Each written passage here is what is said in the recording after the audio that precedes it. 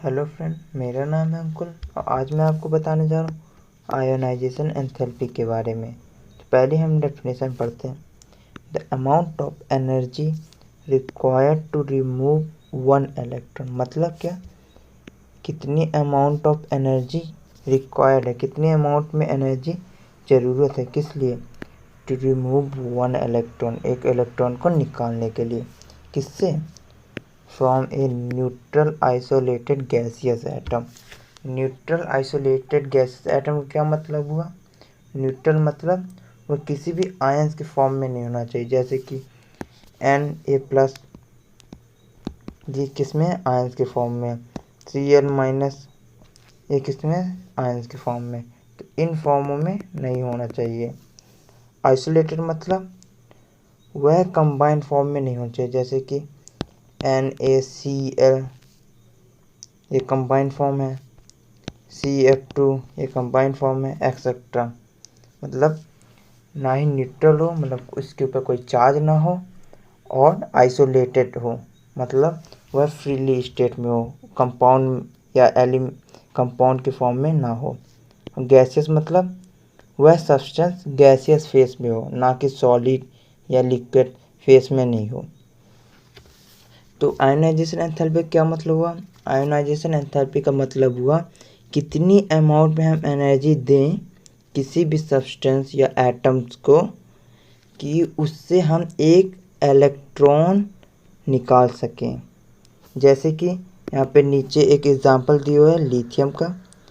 हम जानते हैं लिथियम में 3 इलेक्ट्रॉन होते हैं। अब हम कितनी अमाउंट में एनर्जी दें, कितने अमाउंट में एनर्जी दें उस लिथियम के एटम को कि वह एक इलेक्ट्रॉन निकाल दे, वह एक इलेक्ट्रॉन छोड़कर Li पॉजिटिव बन जाए। आई होप आप लोग समझ रहे होंगे कि हम कितने अमाउंट में उस एटम को, उस न्यूट्रल आइसोलेटेड एटम को कितनी अमाउंट में एनर्जी दें कि वह एक इलेक्ट्रॉन क्या कर दे, रिलीज कर दे, और खुद किस फॉर्म बन जाए, कैटायन के फॉर्म में बन जाए। यहाँ पे जैसे एग्जांपल आप देख ही रहे हैं, लिथियम में हम कितनी एनर्जी दें कि वह एक इलेक्ट्रॉन छोड़ के Li+ बन जाए। यही एनर्जी हमारी कहलाती है आयोनाइजेशन एंथैल्पी। अब कुछ इम्पोर्टेंट पॉइंट्स देख लेते हैं, जैसे कि units of ionisation enthalpy is kilojoule per mole. क्या होती है आयोनाइजेशन एंथैल्पी की यूनिट? Kilojoule per mole. ठीक।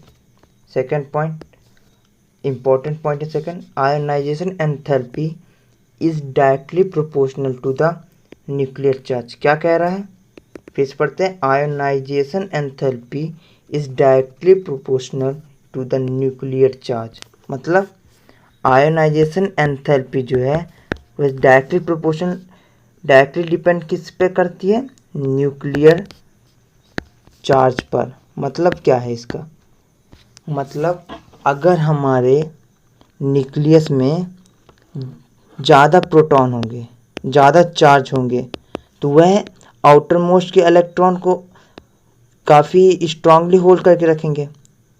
समझ रहे हैं आप? अगर हमारे एटम के न्यूक्लियस में, अगर हमारे एटम के न्यूक्लियस में न्यूक्लियर चार्ज, मतलब चार्ज ज़्यादा होगा, ज़्यादा प्रोटॉन होंगे, तो वह आउटर मोस्ट इलेक्ट्रॉन को काफ़ी स्ट्रॉन्ग फोर्स के साथ पकड़ के रखेंगे। जैसे यहाँ पे ये एक इलेक्ट्रॉन है, ठीक। अगर यहाँ पे हमारे प्रोटॉन ज़्यादा हैं तो वह इस पर ज़्यादा फोर्स लगाएंगे और इसको काफ़ी स्ट्रांगली बॉन्ड के साथ पकड़े रहेंगे। तो हमें इस इलेक्ट्रॉन को जब निकालने के लिए ज़्यादा एनर्जी देनी पड़ेगी। स्वाभाविक सी बात है, आप लोग समझ रहे होंगे कि हमें इस इलेक्ट्रॉन को निकालने के लिए ज़्यादा एनर्जी देनी पड़ेगी। क्यों? क्योंकि अंदर से प्रोटॉन या अंदर से न्यूक्लियर खुद उस इलेक्ट्रॉन पे ज़्यादा फोर्स लगा रहा है।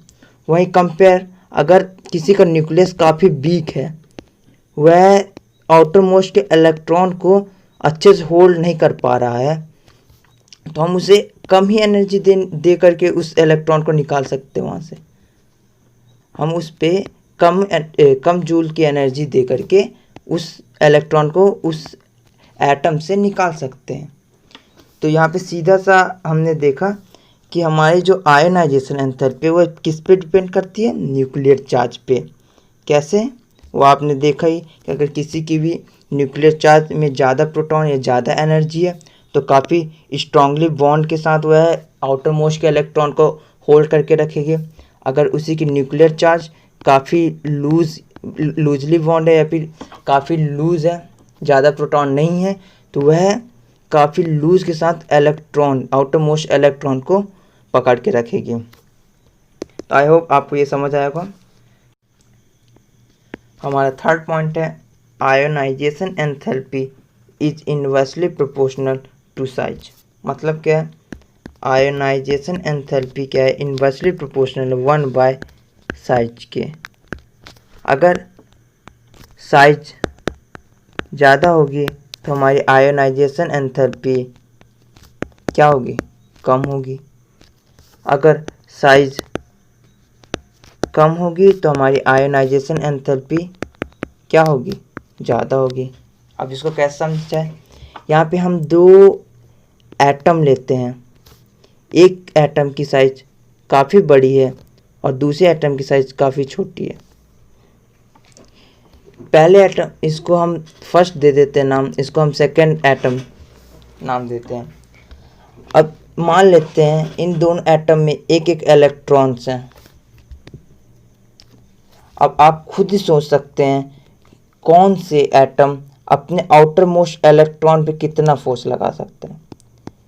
जो फर्स्ट फिगर है हमारा, उसमें न्यूक्लियस अपने आउटर मोस्ट इलेक्ट्रॉन में कम फोर्स लगा सकते हैं। क्यों? क्योंकि साइज काफ़ी ज़्यादा है।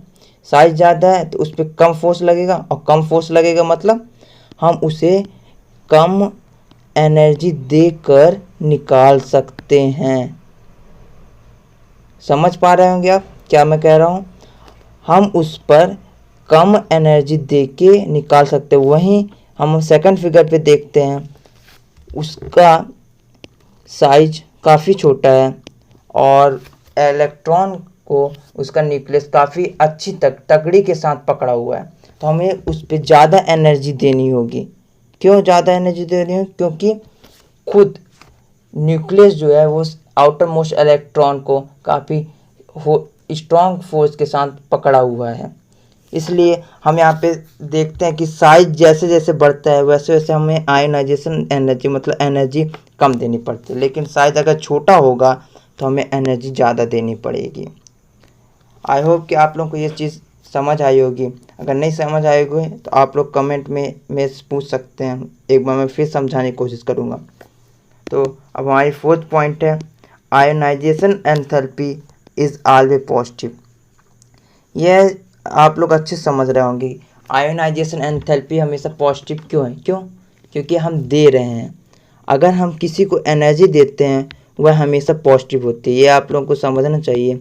अगर हम किसी चीज़ को दे रहे हैं, किसी एटम को एनर्जी दे रहे हैं मतलब हमारी एनर्जी पॉजिटिव है। अगर वह एटम हमें एनर्जी दे रहा है, तो एनर्जी की क्या होगी, निगेटिव होगी। समझ रहे होंगे आप लोग।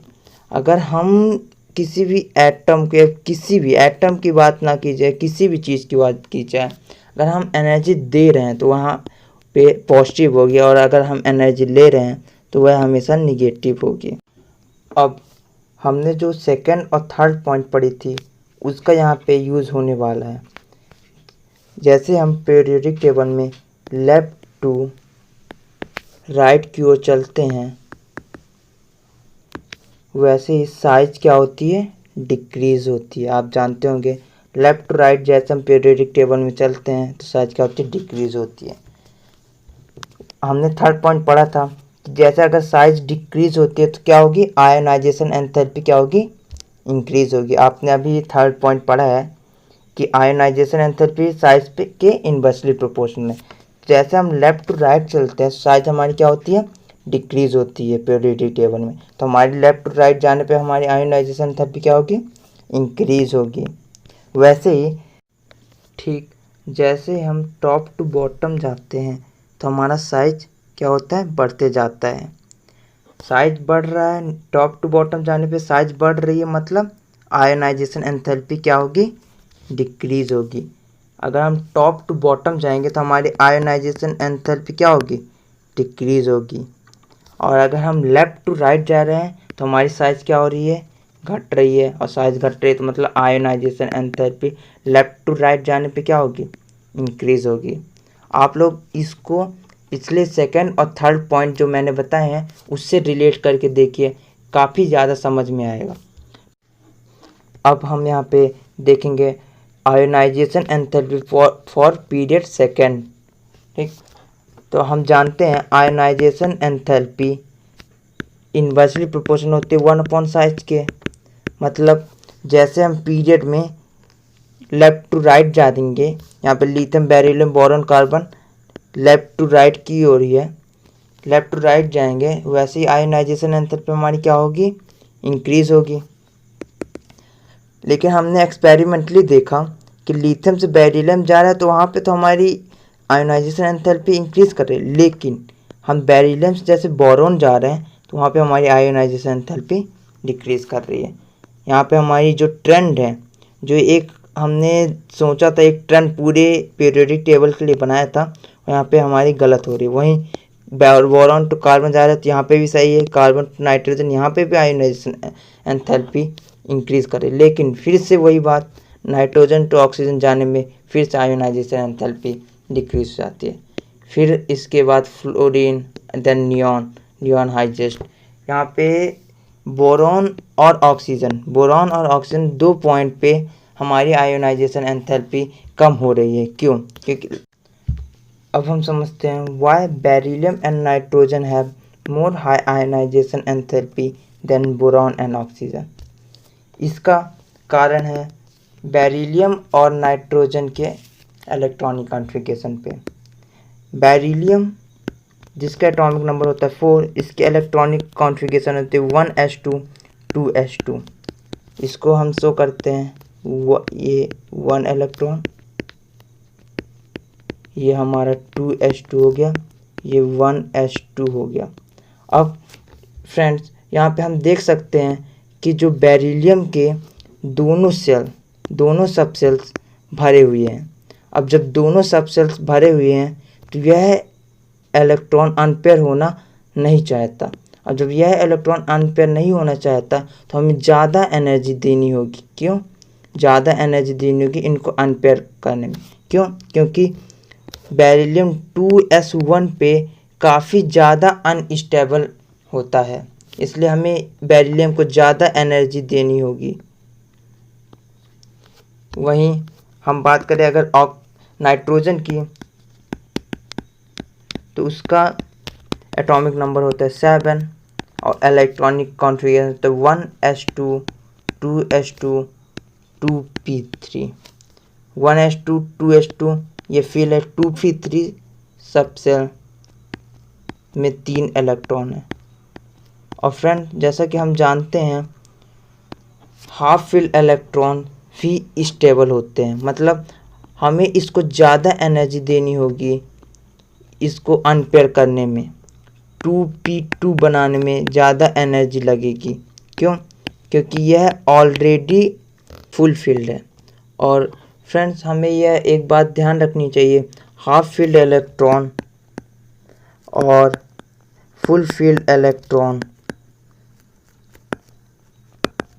ज़्यादा स्टेबल होते हैं।